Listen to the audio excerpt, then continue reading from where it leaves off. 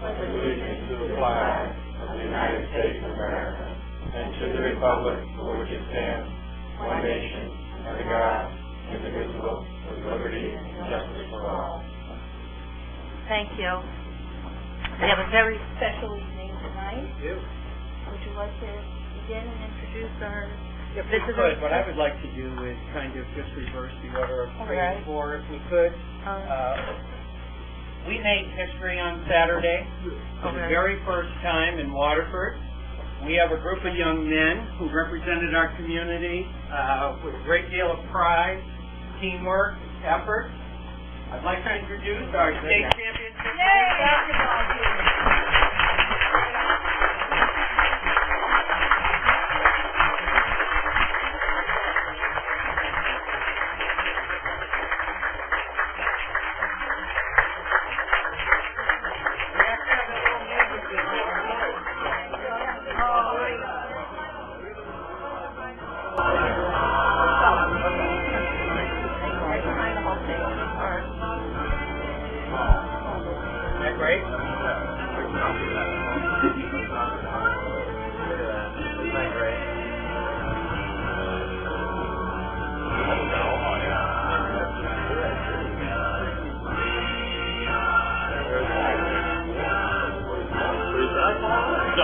That's what you look like.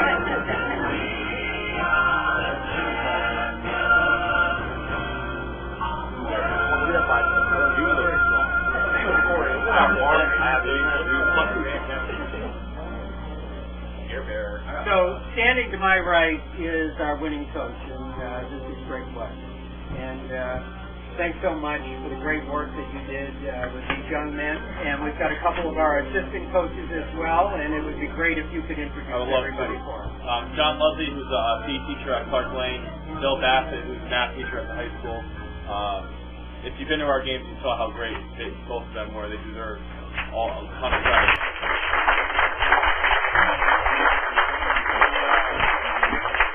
It takes a lot of time away from our families, and they have little ones, and these guys I know appreciate it. And then we have Gordon Morella here, who's a senior, Saxon Herbert, Nolan Long, Ron Dowdy, Connor Lewis, who's our lone freshman, Casey Sullivan, another senior, Jordan Hamler. We all know him by now. You got to see the video today of him waving to the camera? That was great.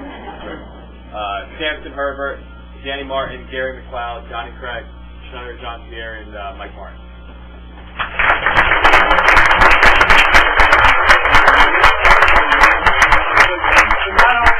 State champions is also the most victories in our school's history for boys. It was just absolutely spectacular. So we have just a small token of our appreciation and recognition, and something that can be hung over in the athletic area at the high school, and it lives and it recognizes every student on the team. So we're very proud of you, and I know on Saturday when I got down to the floor, it's the first time Dave Sousa's ever hugged me. He just was jubilant. And he couldn't be here tonight, but I can tell you everybody is very proud of you. On Saturday, I traveled with 4 8th graders along with my wife, and I think we spent more time jumping up and down at the game cheering. It just was a great example of teamwork, spirit, and camaraderie, and I don't think I've ever seen a group of people so happy at the end of the game. It was absolutely spectacular. So again, congratulations to each and every one. Thanks, Dave.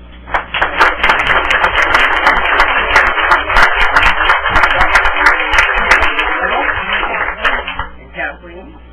If I may just add to what Mr. Belair said on behalf of the Board of Education, we're also very proud of you. I don't bite my nails, but that was no better than the first time. You did marvelously well. We only heard such great comments from everyone around, not only on the way you played basketball, but your comportment and the way you behaved. So on behalf of the Board of Education, thank you. I had planned to wear Billy's blue hair tonight, but I understand it got worn out. Jody, I would like Jody to come over. And John, come on Join. in with everyone. Jody goes to every game there is. Come on, Dave.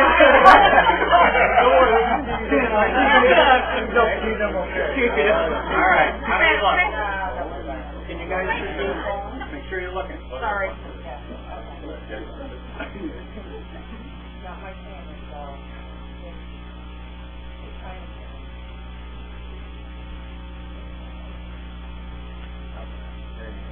Maybe,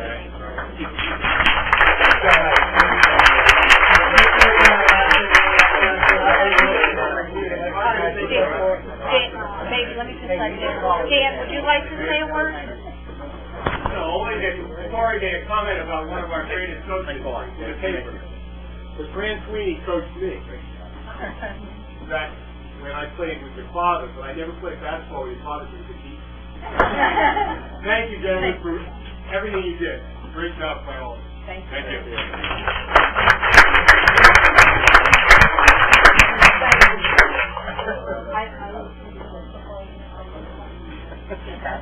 That was great. That was great. Thank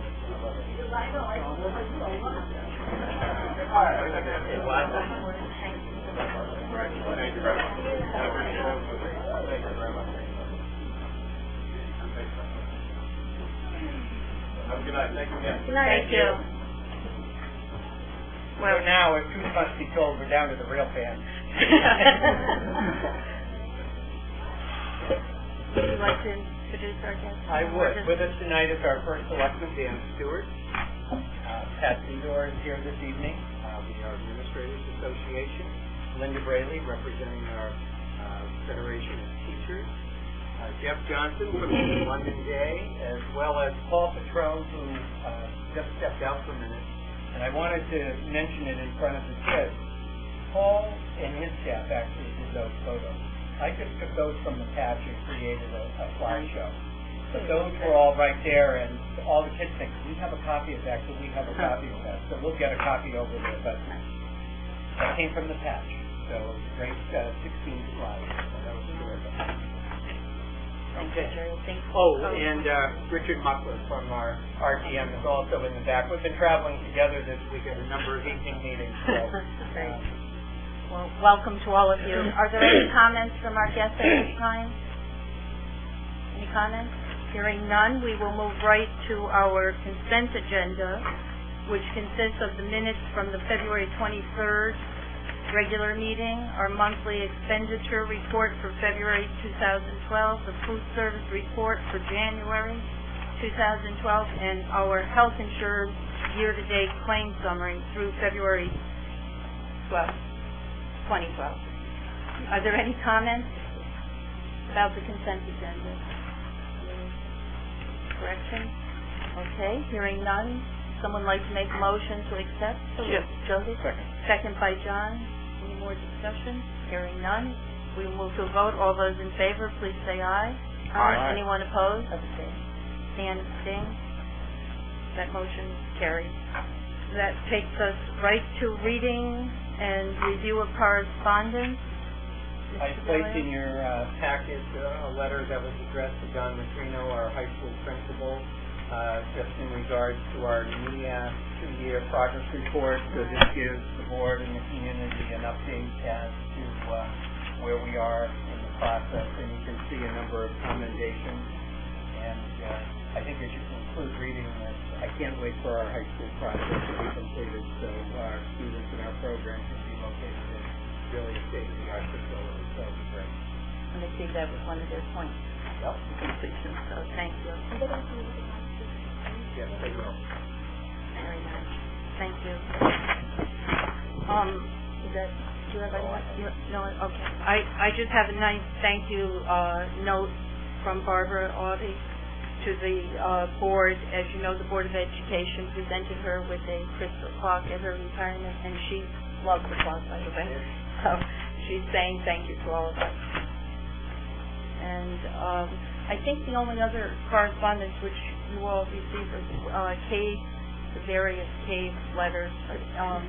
And I had also asked, and thank you to Joyce, she ran off correspondence for me on the education reform bill, the governor's education reform bill, and it's a very large bill. I have it. I'm looking through it. Jody's back, so anyone would like to see it, I'll leave it back here later. Okay? That's it for me. That takes us right to our superintendent's report. So I'm not sure if the board is aware of this or not, but believe it or not, in the state of Connecticut, this is Board of Education Appreciation Week. So let me be the first, and I'm sure Dan Stewart would join me in this, and really saying congratulations, probably to one of the most dedicated groups of folks that I've had the pleasure to work with. This is just a group that puts students first and had to deal with a number of challenges, but you're always right there to deal with them and really discuss them fully, and I greatly appreciate your support.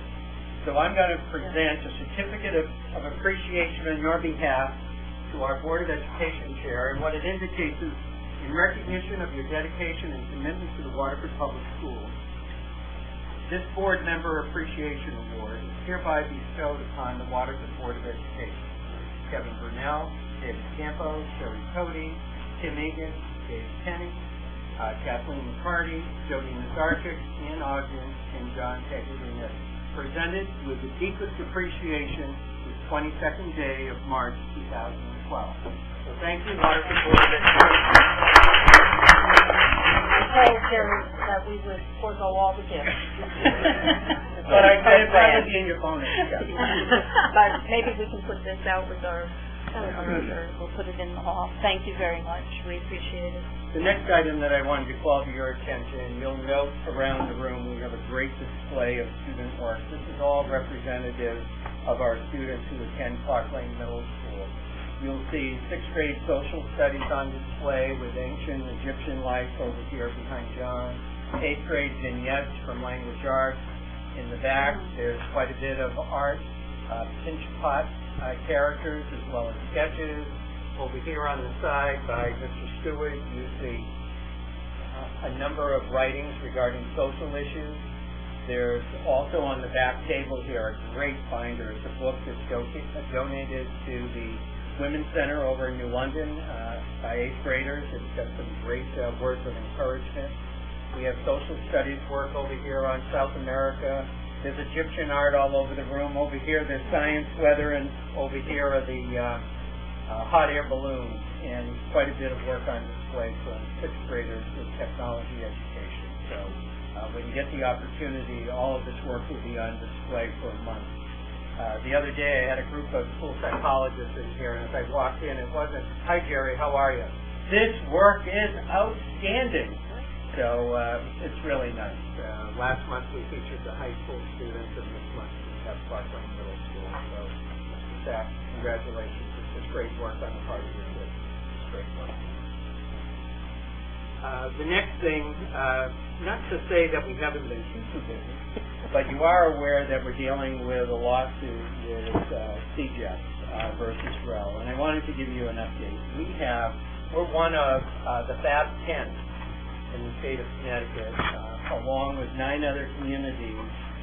We've been asked to produce documents that go back 10 years in 46 different areas. And quite frankly, if this holds true to form, we probably need to hire an entire new staff in order to just take care of this task. But we've been weaving in between a variety of projects, a little bit of work related to this.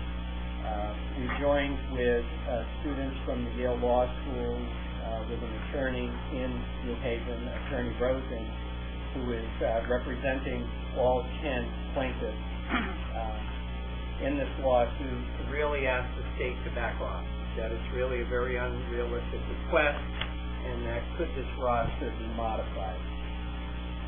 On February 29th, the case was heard, and we're just waiting for a decision.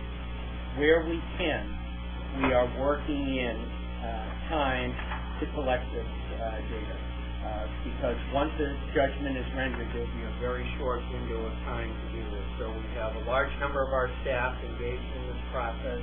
Craig has been outstanding in helping me coordinate this with all of our staff. And I just want to say on behalf of the staff, nobody looked at us like we were from Mars and where did this complaint come from. They basically said, how can we help? How can we pull this together? But I will tell you, I frequently say to Craig, I wonder what we would be doing if we didn't have to deal with this particular task. So I just wanted to give you an update. We anticipate some resolution over the next few months. Our hope is that there's resolution before the end of this session at the law school at Yale. because we are not spending any money for the legal defense. We're being very frugal, and we're really utilizing their services, and they've been outstanding. But we're also partnering with the other 9 districts in the state. But I just wanted to give you an update as well as to the community to understand what we're going through and how we're doing it. So I didn't know if you had any questions on that. I think there may be, John? Is there anything that the board can do? Is there anything that... Well, I guess what I left out is I gave Andrea Stillman a call as well as Betsy Bitter and brought both of them into a meeting. And Dan Stewart also joined the meeting. And we worked very hard to lobby them to represent us. And I can tell you that they made a number of phone calls and contacts to the Attorney General's office as well as the State Department of Education. So I think our voice has been heard. But I would also tell you that it's not going to go away. This is a case that is scheduled to be heard in the summer of 2014, I believe. And one of the benefits of our membership with CJEF, we're named as one of the plaintiffs. And so, along with Bridgeport and Danbury and London and Wyndham and other communities across the state. But anyway, John, I appreciate that. We've worked real hard to lobby, and I think working closely with the CJEF Coalition and the Yale Law School has really been to our benefit. And our state representatives have been great. Well, given that we're such an outstanding board, I thought I'd ask. That was great. Duly noted. May I ask a question? Maybe you can answer this. If it's not a favorable, or it should be the resolution, we have to wait to see, but some of these points in here, we may have questions that when we find out where the resolution is, will we have an opportunity to look at some of these points which don't really relate directly to the board in some of these areas. So we're trying to identify all of the plumbing fixtures that have been upgraded in all of our schools over the last 10 years. That's actually one of the requests. And of course, think about Waterford with all the construction projects that have been going on. There's so many requests that just don't make sense. But I guess what I would say is it really comes down to trying to prove a point that some communities have an ability to pay, some don't. And quite frankly, that's the whole point of the lawsuit on the part of CJEF, that it's really around equity and the funding level for all 169 communities. So they won their first court case, and so the state needs to defend themselves. And so we're being taped, right. We're live, and I just got We'll resume when we see what the outcome is in a short while. Thank you. I wanted to bring up the current budget, and I ask that you go back into your consent agenda. I have a couple of concerns with our funding at this point this school year. And so one of the things that we're doing is we're being very conservative as we look at our expenditures for the remainder of the year. I just wanted to highlight some of the accounts, and what I'm referring to is our monthly report that looks like this. And I call your attention at the bottom of the first page, it's other professional technical services. You can see right now we have a cost overrun of approximately $104,000. This is related to special education costs, in particular with evaluations and some of the services that we need to provide. We need to perform these services, but we have an overrun in this particular area, and we're balancing it with other accounts. So I just wanted to call that to your attention. When you look at account 510, that's the transportation for our students, we have a cost overrun of $108,000 right now. All related to our special education transportation. You know, one of the things that I talked about when I presented the fiscal year 13 budget to the board is that we're looking 18 months out. This is our very best picture at that point in time with real students. We don't have a contingency in the area of special education. We budget for real students. And so that's an area of concern. For liability insurance and other insurance, it's about a $10,000 overrun right now. When you get down to the tuition, those are our out-of-district placements. I was going to say something a little bit different, but then we got in a report today. We have received 75% of the total of excess costs that will help offset these two numbers, and right now we're $47,000 shy, not the nearly $700,000 shy. So that's an important piece, and we'll be getting the last dollar amount later in May. If you go on to page 3, you will see the fuel oil. In this year's budget, we had a guideline of $2.44 for heating oil. If you recall, when we talked about this a year ago and when I presented to both the Board of Finance and the RTM, that's a real unrealistic number. There's nowhere you're going to ever find heating oil at $2.44. This year, we've been out to bid, and we've had two different bids. We locked in at a $3 cost and a $3.37. Projecting out, we'll have a little over an $81,000 deficit in our mind. If you move down a little bit to propane, we realized, we're working with trending data. Now with all 3 elementary schools open, and last year was the first year for Great Neck. And looking at our use of propane, we're running about $8,700 in deficit. And we've made that adjustment in our fiscal year 13 budget that we'll reapprove tonight. Our transportation supplies, that's for both diesel for our school buses as well as gasoline for our school vehicles, our trucks. This budget is built on $2.47 for diesel. We've been paying between $3.05 and $3.31. So we have a deficit right now of $63,000 in that area. Gasoline in the budget is $2.48 a gallon. Do you remember those days? Yep. With purchased gas from $3.02 up to $3.53. So that also has contributed to the deficit. We do have some accounts with a positive, and we're going to monitor those very closely. And if we need to, we will put a freeze in those particular areas. My hope is, where you see the 641 for textbooks, we approved the new textbooks in May. We do not expend this line item until we approve. We're really counting on this for our mathematics program.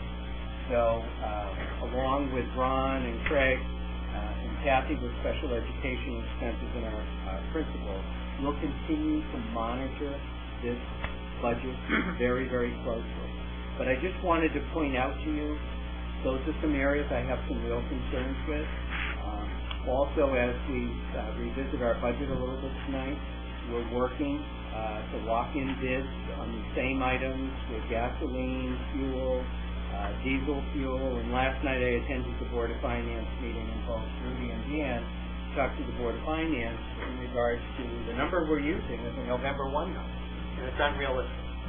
And so we're starting behind the 8 ball, both on the town side and the board side. And I probably spent between a combination of Dan and Rudy about an hour this afternoon looking at the market bid. And we're probably going to take some action and lock in to really kind of modify the price increase that we could be anticipating next year. So I think that's going to be positive for both the board and the town. But those are concerns I have right now with our budget. And our goal is not to go in the red and hopefully have a balance at the end and return a little to the town. So I just wanted to bring you up to speed with where we are. And then I also wanted to let you know that we're on stage on Monday at 7 p.m., March 26th, downstairs in the auditorium. We'll be presenting our Board of Education budget. I was wondering what you were talking about. Just trying to do a little humor. Kathleen and I and other members of our team, and we would greatly appreciate your company. It's the best show in town, so we hope to see you Monday night. Okay, thank you, Terry. That moves us to more discussion on the budget and possible action. So if you would continue with the new changes to the budget. So we've all been waiting with bated breath here over our health insurance bid. Some of us spent a good 2.5 hours just before this meeting really kind of analyzing and vetting through our bids. And what I want to do is give you an update as to what the impact and effect will be on the budget. So we're looking at an increase to our health insurance line based upon the bid. So let me distribute this first, and then I have some copies for the public as well.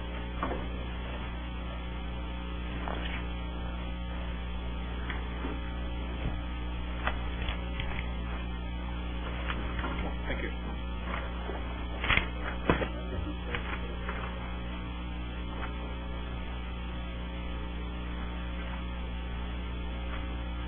You know our number one driver in this budget is health insurance, not salaries, but health insurance. It's almost as if we have two different budgets. One for health insurance and then really one for everything else. So what I'd like you to look at is it's a fluid process, so we continually to analyze and review. There are two changes to this sheet that I'm distributing to you. The first deals with instructional services, and this relates to salaries. We realized in going through this that we need to add $11,038. So you see a slight increase in the instructional services. We need to account for all the degree changes, and we missed two of the changes for next year. And so it's important that we continually review that. If you go down to employee benefits, you recall at our last meeting in January, the third workshop, I think, or no, the fourth meeting on our budget, we added a 10% increase to health insurance. Based upon the bid, the analysis, and our discussion this evening, we can reduce this line item by $94,454. First, I would say that's very good news. But at the same time, we increased this line by about 650 at that meeting. So when you really think about it, that whole category of benefits will be increased next year by $663,633. But it's 8.48%. Last year was at 31%. The year before was 17%. I think one of the things that we learned through this process, bidding works. We created some competition. We looked very carefully at the various carriers, and so I'm recommending an adjustment from our last meeting. In January, we had approved the budget at that particular point in time. Everything else remains status quo, even keeping in mind that we're probably going to be a little bit off of the fuel because the guidelines that we receive from the town. We're not going to get heating oil at $3.19, and we're not going to get gasoline at $3.29 or diesel fuel at $3.47 or whatever.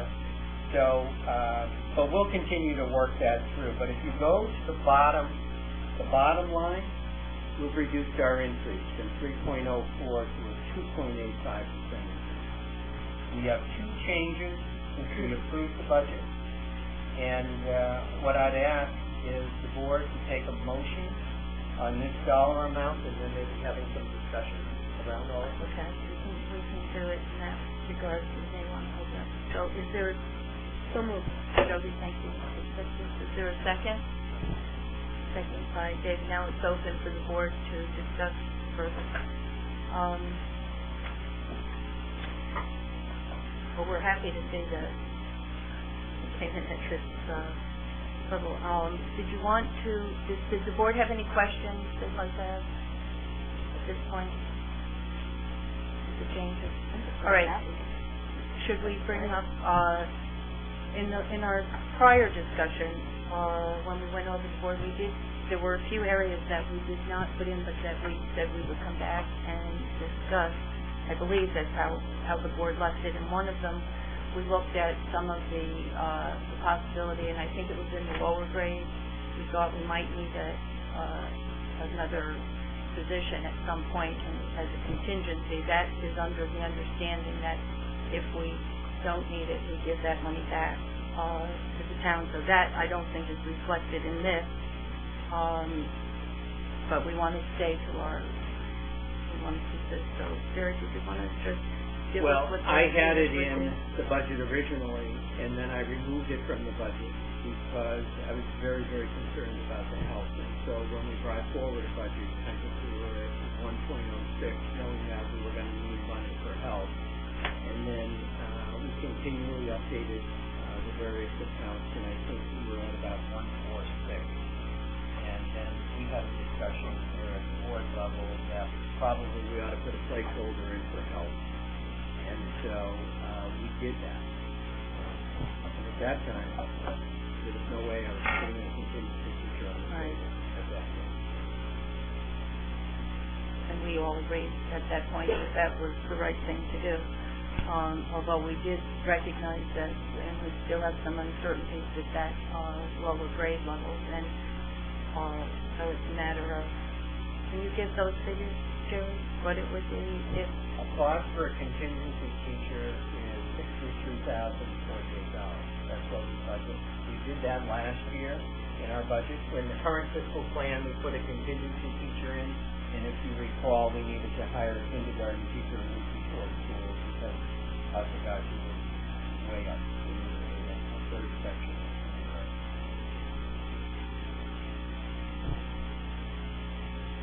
That would bring the budget still under the 3%, would be at a 2.99, is it? 2.99. Can't get any closer. So that's a discussion for the board, how the board feels about whether they want to put that, with the understanding that if we don't need that extra teacher, but those numbers were higher, remember, in the lower grade, that money would come back. Jody? I think it's a good idea to put it in the budget after our early childhood meeting the other day. And I don't think it would hurt to have that in there and we could return it. Right. We don't need that much return. Thank you for your comments, Jody. Are there other comments? Don't know how the board feels. I just say that I have annually been concerned about the math classes. The algebra 1, I never called it that, but I think in that range of the algebra 1, algebra 2, what I would consider large classes. I know that John has done a lot to try and rebalance them, but that's all he really had available to him was to try and rebalance the classes. That's because we were not able to mentor pilots, as we just said, has always been an area that a large percentage of the students, and I don't have the book in front of me right now. 27 in algebra 2 standard and 28 in... The only thing that I would suggest is that, if you recall, we came back in June and we rearranged the budget because we had a certain third grade FE 1% and we had a third grade teacher over quite a bit. And then just before we opened, I communicated with all of the board indicating that we absolutely needed a kindergarten teacher at Osagashi. And that was a contingency position. My feeling is that we don't make any reservation to that staff member unless we have to. And we really give ourselves into the summertime, just before school time, or earlier, if there's something that really emerges. We can receive in students that lose essential school, that they make it to school, things like that. So we consider it for only that. The reason I pointed that out was that Right. that's another area where there may be a need. It's been an ongoing discussion. Craig, would you like to comment?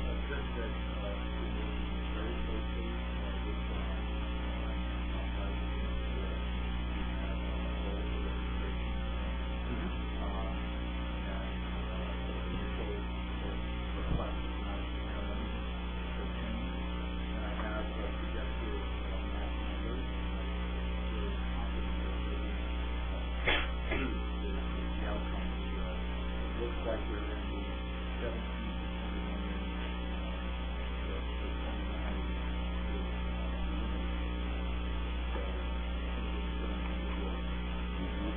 eliminated the registration. No, not in the registration. We really reallocated and really worked on a number of the sections. We also realized that some of the positive impacts with the negotiation offering those classes that are very low. Secretariat worked on. So very pleased with the numbers that went down. And when we looked at those numbers before, that was long before registration of classes. So Right. that was before class Yeah. selection. So what's in your budget book is really the table one sort of overall statistics. It's really very hard to project what it will look like next year until we have the registration book and we have that. I guess Craig and the staff a great deal of credit. We sat down and talked about, we have moved the whole class selection process much earlier so that we can really get at it and really talk about the staffing decisions. Because as a board, you also need to make a decision, and the April meeting is going to be looking at reducing the staff position. So it's really incumbent on us to really kind of get the house in order with class sizes in particular. I'd be very in favor of including a contingency position. We tend to be criticized for meeting the 3% threshold, like it's 3%, so we go ahead and increase the budget by 3%. But to counter that, we always return money. So I would be in favor of including a contingency position. Thank you for those comments, John. Tim? I would agree. I think it's a lot easier for us to include this position now, and if we don't need it, then great, we can return that money. But I think that we don't include it now, and then we find ourselves in a position where we need to scramble and hire somebody later on. It's messier and it's more problematic. In this instance, we have the contingency. If we need someone, we can hire them. If we don't, we can return the money. Thank you for those comments, Tim. And Jody? Just one question. Are you going to offer summer registration earlier than like the second or third week of August? That would help a lot, I think. Earlier in August. Right, good. We'll have a better indication at that point. We have kindergarten next week. Now, the motion is there any more discussion? Okay. The motion that we had on the floor was for discussion now, and I believe it was on the 2.85. What does the number come to? Maybe the friend. Oh, The new well, number, excuse me. I did not, first of all, moving to that. There may be consent. I thought I was gathering consensus that it looked like the board was looking to. Well, we may vote on this one or do the friendly amendment. I think I consent to consent, so we'll go to the friendly amendment. And if someone would like to offer that, we can add the what was the figure? $63,048, which would to the instructional services line, which would bring the total budget figure to the 40. Do you have that figure? $44,199,363.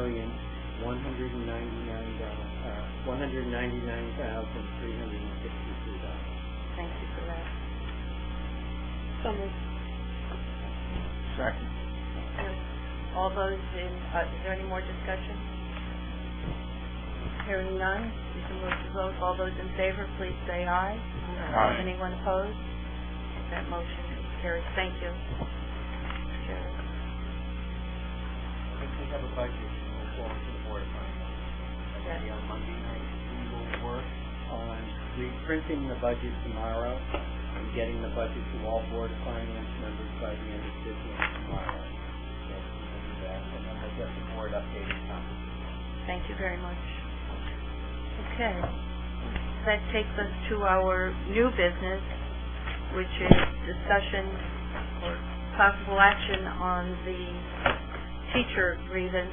And before I read the motion, I would just like to publicly thank the teachers union for working with us and for giving us continuance on that. We appreciate it very much. Thank you.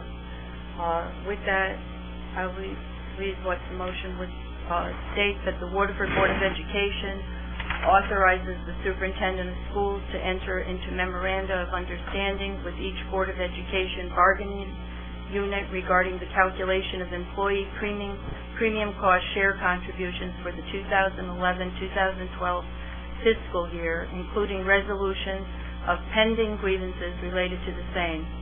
The board also authorizes the superintendent of schools to review and remediate any related employee issues for non-union employees and/or retirees as he may determine appropriate. The board also appoints the superintendent to act as the spokesperson for the Board of Education concerning this issue. May I have a motion for that? By Jody, second by David. Any discussion? Hearing none, we can move to vote. All those in favor, please say aye. Aye. Anyone opposed? That motion is carried. Thank you. Okay. Moving along here to committee report. I know Jody has a few.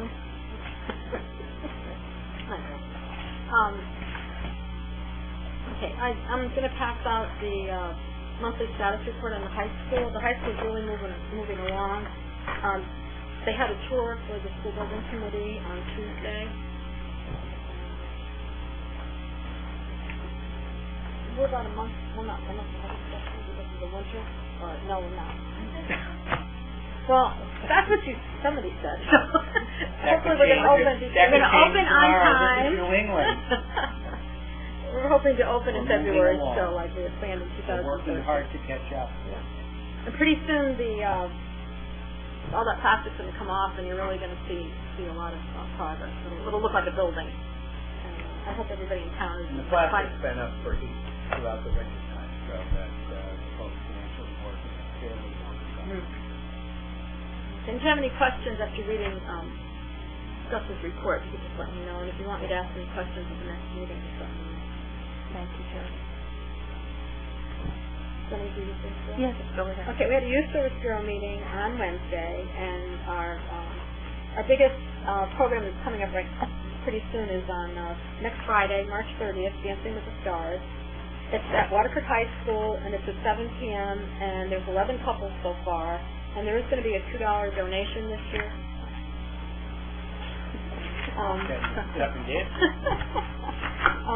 And I hope you can come. It should be a nice evening. Out of the 11 couples, there's a lot of people that you recognize and know. The junior prom is set for May 5th at the Regina O'Neill Theater. Also, Brecken Parks is going to be offering a program this year. I mentioned it last month. It's a summer program. It's going to be all day at Great Neck School. It's going to be held from 9 to 3. It's going to be, they're going to charge $100 per week. And for an extra $50 if the children have to go because parents work from 8 to 9 or from 3 to 5, it'll be, like I said, the extra $50. They're going to call it Camp Dash, and that's an acronym for Daily Activity for Summer Happiness. And I hope it works out. It's going to be rain or shine, and it should be great. I know a few people would love to attend. I will. Danny had to go before Youth Service Bureau had to go before the Board of Finance the other night with their budget. They were able to, they received a $1,000 fuel fund check for emergency fuels. Lots of times people in town need help during the winter. Even though this is a mild winter, there were still a lot of families in need. So they were really pleased with that. And the after-school programs are going to be wrapping up probably the beginning of April. Wade, we have a meeting on Monday. Wade is applying for another grant, and they're doing a great job in town. I don't know if you guys have been patched, but we have the police department is doing spot checks on houses. They go around on weekends to make sure there isn't any underage drinking around, and they found a couple parties, but it's a positive. I think it will be a positive thing, and they're just pleased that they haven't found a lot. So, they're going to do Thank you. Thank you, Jody. Are there other committee reports? I just have a couple quick ones, and Jody can help me with the French school report. MetroPass had a meeting the other night, and I'd like to recognize the student of one of our Ben Hamill, can you hear us, Ben? He's out filming the Yeah. meeting tonight. recognize Ben, who is one of the interns. It's a program we run over at MetroPass, so we're very pleased to have that. And then just the scholarship this year, they've made a decision that they would go to the library this year. So we're also happy for the library because our students use the public library as well. So that's great. Also, the Waterford Education Foundation is having its spelling bee next Tuesday, March 27th. I did receive a note. We did not, this board, I know John and Sherry participated for us last year. We ought to, is it too late, Jen? I think, but we should really, I encourage you, if you're free, to come out and support, and we try to get involved with it again, but thank you very much. And then finally, the Friendship School, Jody and David and I attended along with our superintendent the other day, and Friendship School is doing well. They're going to have, 331, a tour on March 30th, with 331 students. They're talking about extending the Wednesdays at Friendship School, and Mr. Belair had a wonderful suggestion that perhaps we can look at busing. So those two issues are on the forefront right now. The Waterford Governance Board and the New London Governance Board will meet to decide how that should be handled financially. And there will be a new I want to caution, it's in the planning stage. Exactly, thank you. And there will be a new school improvement plan with the Friendship School. And by the way, we were at the governor's tour the other night, and I was able to mention the Friendship School because I think it's something we should be proud of in this region. And I think that, Jody, did you want to, I know mine was very short. I just wanted to thank the Gardner Foundation for donating Oh, that yes. boat. The beautiful boat that on display in the garden, in the playground. Thank you, Jody. Mr. Gillard, did you want to add to that report? Nope, I think you covered it. Thank you. And I think that's really, we're near the end here. We will go into executive session on a personnel matter, so I'll need a motion for me to do that. Thank you, Jody. Is there a second? I need a second. Second, Clark Chin. So, thank you, and say good night to everyone. Thank you.